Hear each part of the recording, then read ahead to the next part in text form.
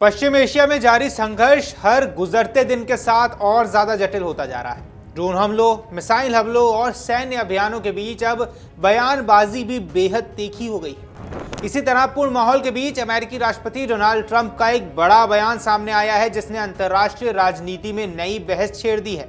अब यहां ट्रंप ने दावा किया है कि ईरान अब लगभग आत्मसमर्पण करने की स्थिति में है। उनका यह बयान उस समय आया है जब अमेरिका और ईरान के बीच टकराव अपने चरम पर है और पूरी दुनिया इस संघर्ष के संभावित असर को लेकर चिंतित है। पश्चिम एशिया में जारी युद्ध के बीच अमेरिकी राष्ट्रपति डोनाल्ड ट्रंप ने एक बड़ा दावा करते हुए कहा कि ईरान लगभग आत्मसमर्पण करने की स्थिति में पहुंच गया है। ट्रंप ने ये बात हाल ही में G7 देशों के नेताओं के साथ हुई एक वर्चुअल बैठक के दौरान कही। इस बैठक में उन्होंने ईरान के खिलाफ अमेरिका की सैन्य कार्रवाई और उसके परिणामों का जिक्र करते हुए कहा कि अमेरिका ने उस खतरे को खत्म कर दिया है जो लंबे समय से पूरी दुनिया के लिए चिंता का विषय बना हुआ था। ये जानकारी अमेरिकी मीडिया प्लेटफॉर्म ने बताई है।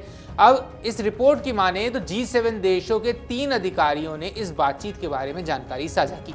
उनके मुताबिक ट्रंप ने G7 नेताओं से कहा कि अमेरिका की हालिया कार्रवाई के बाद ईरान अब कमजोर स्थिति में है और संभव है कि वह जल्द ही आत्मसमर्पण की घोषणा कर दे। रिपोर्ट्स के मुताबिक ट्रंप ने इस बातचीत के दौरान काफी आक्रामक भाषा का इस्तेमाल किया था। उन्होंने कहा कि अमेरिका ने एक ऐसे कैंसर को खत्म कर दिया है जो हम सभी को धमकी दे रहा था। ट्रंप का यह बयान उस सैन्य अभियान के संदर्भ में था जिसे उन्होंने ऑपरेशन एपिक फ्यूरी नाम दिया है। ट्रंप ने बताया कि बुधवार सुबह हुई G7 कॉल के दौरान उन्होंने इस सैन्य अभियान के नतीजों के बारे में विस्तार से जानकारी दी। उनके मुताबिक इस ऑपरेशन ने ईरान की सैन्य क्षमता और उनके रणनीतिक ढांचों को गंभीर रूप से प्रभावित किया है। हालांकि ट्रंप ने यहाँ ये भी कहा है कि मौजूदा हालात में ईरान की राजनीतिक स्थिति बेहद अस्थिर है। उन्होंने दावा किया कि फिलहाल ये भी स्पष्ट नहीं है कि ईरान में नेतृत्व किसके हाथ में है।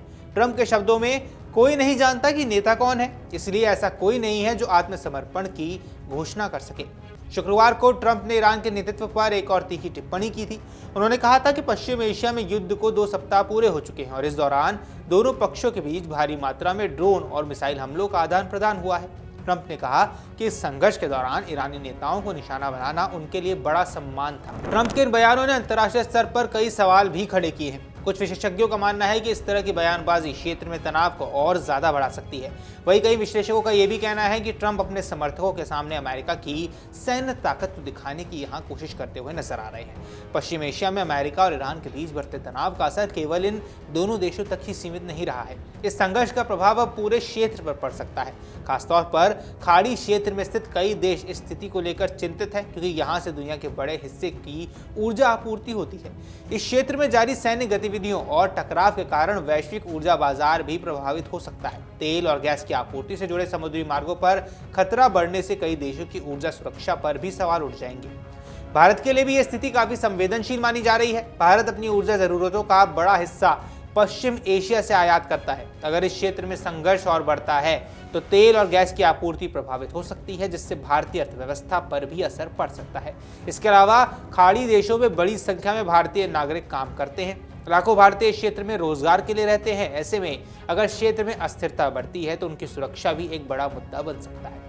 इसी वजह से भारत सरकार इस पूरे घटनाक्रम पर लगातार नजर बनाए हुए है। हाल ही में भारत के विदेश मंत्रालय ने भी पश्चिम एशिया की स्थिति को लेकर चिंता व्यक्त की थी। मंत्रालय ने कहा कि भारत इस क्षेत्र में रह रहे अपने नागरिकों की सुरक्षा को सर्वोच्च प्राथमिकता देता है। विदेश मंत्रालय ने यह भी कहा कि भारत इस संकट का समाधान कूटनीतिक माध्यमों से निकालने का समर्थन करता है। भारत का मानना है कि किसी भी तरह के सैन्य टकराव से क्षेत्र में अस्थिरता और ज्यादा बढ़ सकती है, इसलिए बातचीत और कूटनीति के जरिए समाधान निकालना ही सबसे बेहतर रास्ता है।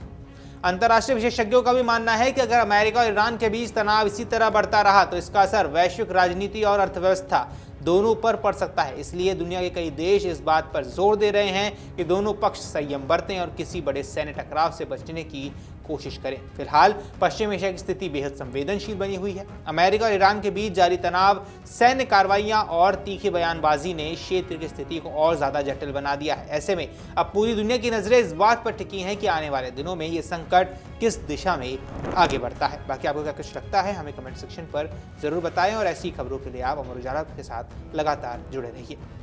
अगर आप ये वीडियो YouTube पर देख रहे हैं तो हमारे चैनल को सब्सक्राइब कर बेल आइकन दबाएं और Facebook पर देख रहे हैं तो हमारे पेज को लाइक करें।